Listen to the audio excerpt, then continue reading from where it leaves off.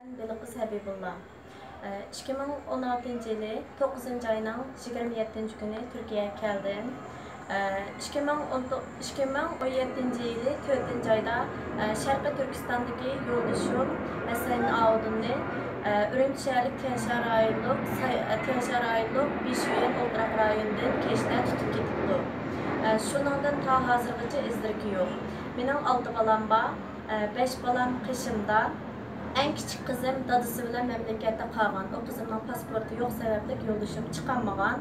Yoldaşımını tutup onundakin hazırgıcı izdiriki yok. Kızımның mı izdiriki yok. Kızım nerdelikini texagıcı ben bilmeymem. Bu 5 balam benim kışımda. 5 balamni 1,5 yılın özü özüm yalğız beqavatıma alaqı yok.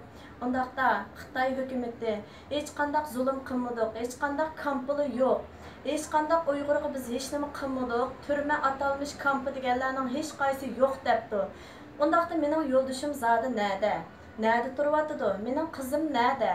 Nimishqa izdirki yo'q? Nimishqa aloqalasholmayman? Shuningga men yo'ldoshimning ustida guvohlik beraman.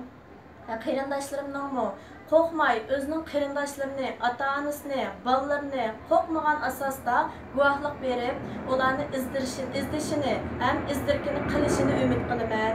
Hammaga rahmat.